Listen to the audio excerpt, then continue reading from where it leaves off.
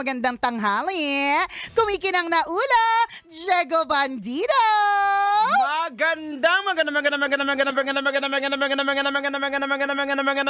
Magandang tanghali. Kumikinang ina. Nicole Iala. Isang tulog na lang, Diego. Birthday month ko na. Siyempre, nagsasabi na ako ngayon pa lang. Alam niyo po, hanggang ngayon, nagmo-move on pa rin ako. So, siyempre, of course, I need your prayers, your emotional support, but I also need cash. Kailangan ko rin po ng alay.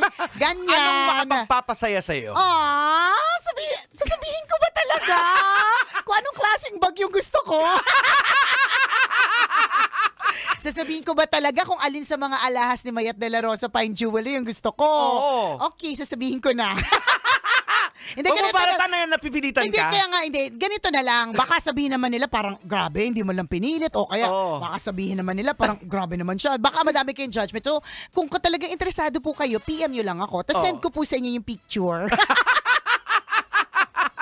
It's a privilege, it's a blessing to grow old, mga kabisyo. Pakatandaan po natin yan. I'm so happy na abutin at sana maabot talaga. 'Di ba yung another 365 days around the sun, 'di ba? So birth month mo pala is November. Ako naman birth month ko is December. Yes. Ano ka 'di ba December 25? 26. 26. 'Di ba? Hindi ka ba Sagittarius na? Ay, hindi na, no? Capricorn. Capricorn ka na. Ganyan. So, kanya-kanya po talaga tayo mga eksena kapag ka birthday. Yung sa'yo parang feeling ko medyo konting malas. Alam mo bakit? Bakit? Pag niregaluhan ka, isahan na lang. Kaya nga eh. Diba? Na-experience mo bang ever since nung pinanganak ka, na-experience mo ba na dalawa yung niregalo sa'yo? Isang birthday na kayo? Diba laging Christmas gift yun na yun? Christmas gift birthday mo na. Diba? Pero may advantage din kasi lagi may celebration. Hindi. Walang pasok. Tama. Diba? Tapos, wala kang papakainin. Correct. At saka maganda dito, laging may pagkain. Kasi parang... Busog na sila. Laging laging may pagkain kasi Pasko yan eh. Lagi talagang madaming extra. Good thing, bad thing yan kapag yung anak ko May 1. Holiday. 'Di ba? Goods kasi laging walang pasok, totoo naman. Lalo weekday siya, kung ma-fall siya sa weekday walang pasok. Kaya lang hindi rin siya masyadong okay kasi kunyari, mag-iimbita siya ng kunyari ng mga kaklase o kaya mga kaibigan. Wala masyadong makakapunta kasi holiday nga. So may mga kanya-kanya din silang lakad. 'Di ba? Whatever it is, ang importante nadagdagan ng edad. Correct. Meron ako isang kakilala dati, galit na galit siya. Alam mo kung bakit? Binigyan siya ng surprise birthday celebration. Akalain mo, nagalit kasi binigyan siya ng surprise birthday celebration. Pambihira naman. Sabi ko, napaka-ungrateful naman ito. Tapos alam mo kung dahilan? Ayaw niya kasi ipaalam sa mga tao na 50 na siya. Oo nga. So dahil ayaw niya, ano siya eh, parang feeling forever young. Which is, we get it. Ako, pag tinatanong ako, minsan sinasabi ko, stuck na yung age ko sa 29, di ba? Ganon. Pero ako sa totoo hindi ko alam kung ilang taon na ba ako. 1970 ano ka ba? 72? Binibilang ko na lang 78 ako. Pero mag-46 ka na. Parang ganon. So I stop counting na nung pag nag-40 ako. Dahil ganun. Anong dahilan? Wala lang. Wala. Hindi, basta ang importante. Na-enjoy ko lang yung life, diba? Kailangan i-enjoy po natin. Kasi, di ba minsan, katulad nga nung kakilala kong yun, nagalit siya kasi binigyan siya ng birthday celebration. Na 50. So, syempre, alam mo kung ba't siya nagalit? Kasi doon sa buong venue, puro nakalagay Golden Girl. 50. Yung cake niya, may nakalagay 50. Di ba? Mga ganun yung mga eksena niya. Kaya, galit na galit siya. Pero sabi ko sa kanya, anong gusto mo? Hanggang 12 ka lang, di ba? Anong gusto mo hanggang 20 ka lang? Nakakalungkot yun. Kasi yung totoo, meron mga taong hanggang 12 years old lang inabot. May mga iba hanggang 20 lang sila, 'di ba? Actually, parang pwede nating sabihin trophy natin yan na umabot ka sa edad na ganyan. True. Kaya nga sabi mo, 'di ba, yung iba 12 lang, yung iba ilang taon lang, hindi na naabutan yung edad mo. So that's something na ipagpasalamat mo. Correct, diba? Blessing siya, 'di ba? So I'm glad to be turning 33. Walang bawasan! Okay. Sorry. Pagkatapos ng lahat ng sinabi, di ba, dininay pa rin yung age. Pagkatapos sasabihin, do not let's be thankful, let's be grateful, biglang 33. O, di ba? Turning 45 na. Di ba? Turning 45. Pero yung mga kasukasuan, pumuputok-putok na. Ang edad nila 85. Kalibre 45. Grabe, no? Oo. Nakakalurgi. Ang tingin ko dati sa mga 45, matatanda talaga. Kasi natatandaan ko nung kabataan ko ng 20s, tapos may mga nagkakakrush akin ng 40, naiirit na talaga ako. Parang, may crush akin yung tito. Ew! Ang tanda na niya. Parang, ano ba yun? Kulubot! Hindi kasi pero hindi naman. Hindi kasi siguro, ito din napansin ko rin din to, pinag-uusapan din namin ng misis ko na bakit parang sa panahon natin dati, yung mga magulang natin, kahit mga 30s pa lang sila, parang ang tanda-tanda na nila. Kasi tayo yung anak eh. Masakit tayo sa ulo. Hindi yung tipong halimbawa, pag may usapang matatanda, hindi kayo pwede. Ngayon, wala nang ganun eh. So nag-iba siya eh. Actually, yung dynamics ngayon ng mga bata, mas gusto nila yung chismis ng matatanda. Oo nga. Ewan ko, pansin mo, ewan ko sa anak mo si Justin. Pag may pinag-uusapan, biglang lalapit siya. Lalapit. Kunyari, correct. Kunyari, busy. Nagsiselfone, may ginagawa. Pero sa totoo lang, gustong-gusto na yung chismis ng mga matatanda. Correct. Diba? So yun, sa panahon natin, feeling natin, matanda yung mga magulang natin kasi parang iba talaga yung world nila. Siguro, hindi ko nakita yung POV na yan. Ngayon ko lang nakita yung POV na yan. Kasi parang pag nag-uusap talaga sila, and I remember na una akong chumika dun sa mga pinag-uusapan ng nanay ko at yung mga friendly niya. Parang ang tanda na niya na para sa akin eh. Tapos yun nga, bawal na bawal kasi. Pero kung babalikan mo, ilang taon lang sila noon. Oo nga, mga 40s lang din, I think. Kasi ilang taon lang ako noon eh. Hindi ko yung makakalimutan kasi parang juicy sa akin yung kwento. Kasi yung kinikwento, usually naman yung pinagchichismis na nila, kakilala din ng mga anak. Diba? Mga tito din nila, mga tita. Basta hindi ko makakalimutan kasi yung tita na yun, nakakilala ko, na chinichismis nila, ang bait nun eh. Parang yung basta hindi gagawa ng di mabuti. Tapos, hindi naman sa naglasing daw, tapos naglasing-lasingan, may ganon. So ako bilang bata, parang, at doon na po na-develop ang pagiging marites ko. Yan po yung history. At yun po ang history. Yan po ang dahilan kung bakit ako naging marites. And hence, ang pagiging marites ko, /observer, ay nagagamit ko hanggang ngayon sa radyo. Pero very vivid siya sa memory ko. Nakaramdam ka ng sensation that time. Na parang, yung tita kong yun, lasing-lasingan, diba? Bakit?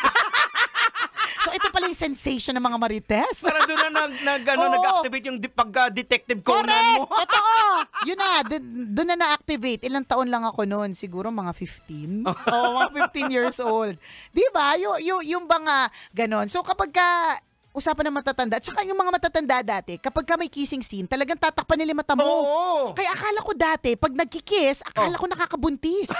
Parang pag nagkiss, bubuntis ka niya. Kasi nga, kung makatakip naman ng mga parang, grabe naman. Sabay-sabay ka nun, pamilya. Talikod mo, pikat mo mata mo. Huwag titignan. Kiss lang. Diba? Kiss lang naman. Kaya akala ko nun akala ko bad siya. Tapos akala ko, yun nga, pwede kang magkaanak dahil doon, mga ganon. Kasi nga, ganon yung difference. Ngayon pero kasi ngayon, ang hirap lang din kasi hindi mo makontrol. Like sa akin kasi, parang hindi ko nakita na nagkikiss yung parents ko. Dati? Kahit yung smack lang na Hindi awkward din kasi. Parang ayoko din. Pero ngayon, yung mga parang sweet, ganun. Pero ngayon, iba na yung parang normal.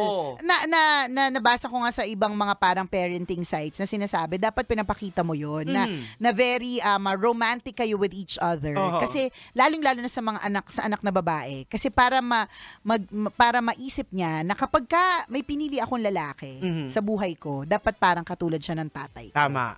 Dapat ganun yung maging gauge. Correct. So nagbabago talaga yung panahon. Sa madaling salita, hindi tayo pwedeng stuck in the past. 'Di ba? Dapat tayo continuously nag-evolve, ganyan. Tingnan mo, speaking of 45, 'di ba? Yung akala ko nung bata ako, pagka 45 or 40, ang tanda na talaga. Yung pabulok na, papunta na talaga sa yung papunta na talaga talaga sa, although may ibang mga 40 talaga na unang nabulok ha, sorry.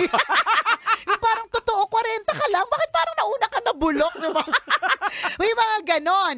Pero dahil sa siyensya, di ba, may mga iba na bumabagal yung pag-grow. Pero, truly, age is just a number.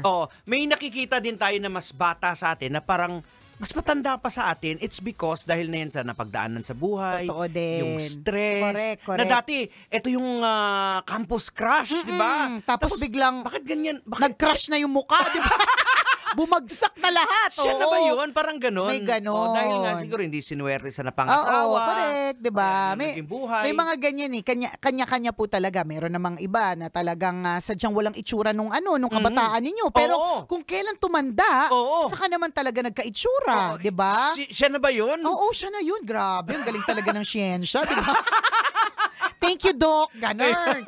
Diba? But whatever it is, the age, kabisyo, akala lang natin matanda na. Pero pagka dumating ka pala sa age na ganito, na 40-hin, same lang din eh.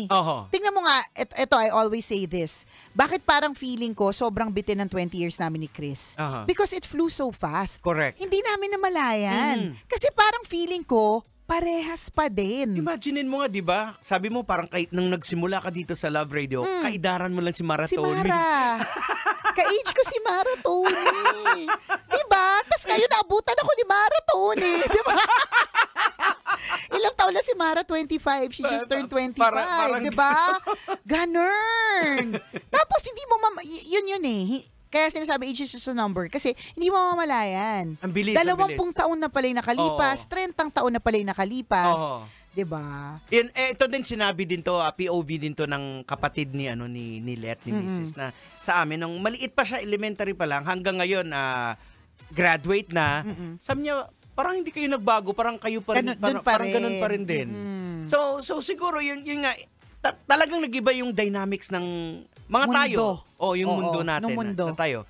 Dati kasi napakaseryoso ng mga parents natin. Parang mas seryoso. Parang hindi mo nakikita nagbibiruan.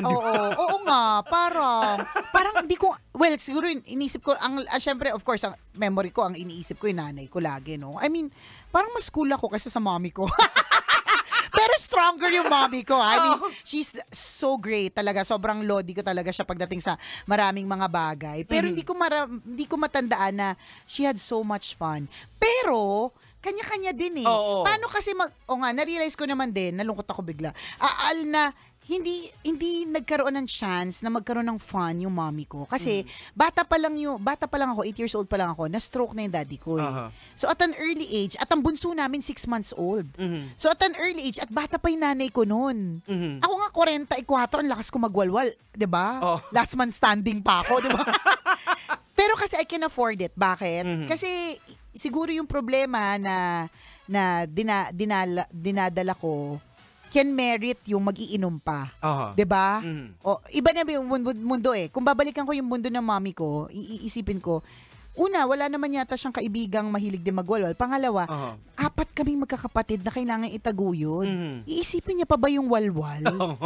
Diba? Teka lang anak, magwawalwal lang. Kaya nga, kasi steady lang kayo. Correct, kasi stress ako sa inyong 4. Parang ganun. Kaya mas serious sila. Feeling ko, ang POV din dyan, Jegs, parang mas konti din kasi opportunities dati. Tama. Ngayon, mas madami ng opportunities eh. So, kung ito lang yung kinikita mo sa isang bagay, pwede kang magkaroon ng ibang other sources of income. Noon kasi, mami ko teacher eh. Yun na yun. Tingin ko kasi yung generation natin, parang tayo yung nag-correct sa kinalakihan ng mga nanay natin. Kasi diba, dinisiplina sila ng lolo't lola natin. Parang so, dinala nila yun. Nadala nila sa atin. So tayo, nung nagkapamilya tayo, parang iniba natin yung dynamics na pwedeng pagsabayin yung namamalo, pero cool ka rin. Diba? Parang ganon. Nakakausap natin yung mga anak natin. Na-break yung barrier na pag-usapang matanda, wag kayo dito. Diba? Sa ngayon, parang yung generation natin ang nag-break nun. Pwede na silang kausapin. Pwede nyo na kaming kausapin. And because na rin sinabayan ng technology. Yes. Sa atin kasi doon talaga nag-evolve lahat eh. Wag kayo sa amin. Kami ang nag-umpisa ng kami ang una nakaaral ng parts of the computer.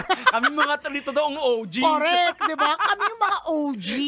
Naabutan namin ng CD. Naabutan namin ng, saan ba yung nagre-renta ng DVD? Tsaka mga CD Video dati. City. Video City. Di ba? Naabutan nyo ba yun? siya. Salamat na marami sa pagtutok sa amin. Huling araw ng Oktubre, isang tulog na lang. Birthday month ko na! Yay! Alright, hanggang dito na lang po muna kami. Ako po ang kumikinang naulo, Diego Bandido. At kasama ang kumikinang ina mo na si Nicole Yala. Kailangan pa bang i-memorize yan? Basic! Kailangan pa bang i-memorize yan? Love Radio. Basic!